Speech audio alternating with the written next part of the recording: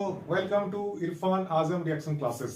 आज हम लोग फिजिक्स का जो पहला चैप्टर है यूनिट एंड डायमेंशन क्लास 11 का, उसमें हम लोग डायमेंशन निकालने सीखेंगे।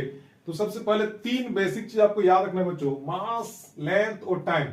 मास का डायमेंशन होता है m, लेंथ का होता है l और टाइम का डायमेंशन होता है t। अब यही तीन को हम लोग लेके चलेंगे और बाकी सब डायमेंशन लोग निकालेंगे। ये बेसिक आपका है। और डायमेंशन निकालने के लिए सबसे जरूरी है आपको किसी भी फिजिकल क्वांटिटी का आपका यूनिट बहुत जरूरी है जानना।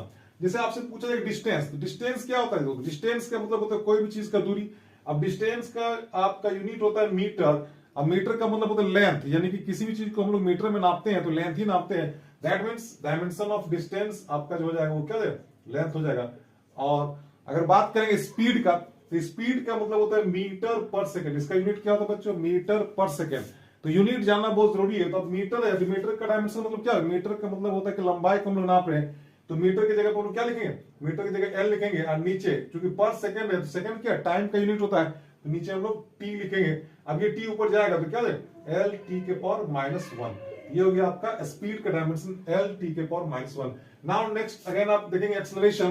तो एक्सेलरेशन का यूनिट क्या होता है? मीटर पर सेकंड स्क्वायर, यानी इसका यूनिट होता है मीटर पर सेकंड स्क्वायर। अब यहाँ पे मीटर क्या बच्चों? मीटर अगेन क्या आपका लेंथ है, तो लेंथ का यहाँ पे ऊपर लेंथ लिखेंगे और नीचे क्या सेकंड का स्क्वायर है, तो सेकंड का मतलब क्या होगा? टाइम का स्क्वायर। यहाँ पे क्या हो गया?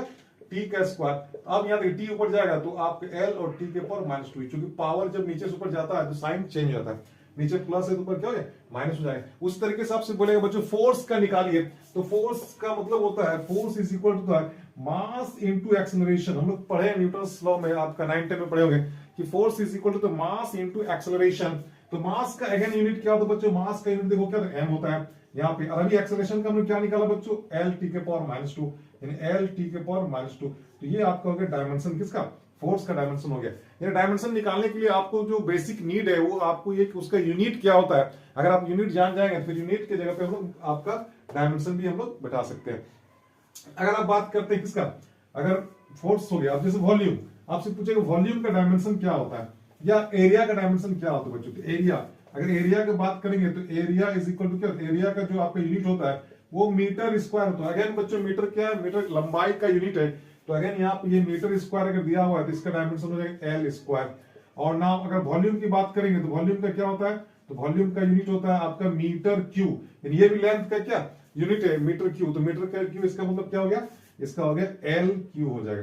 तो बहुत ही आसान है बच्चों। कभी कभी इसको इस तरीके से लिख देगा एम का पावर 0 एल क्यू और टी के पावर 0, यानी चूंकि एम एल टी जो आपका बेसिक आपका डायमेंशन का यूनिट होता है, बेसिक आपका जो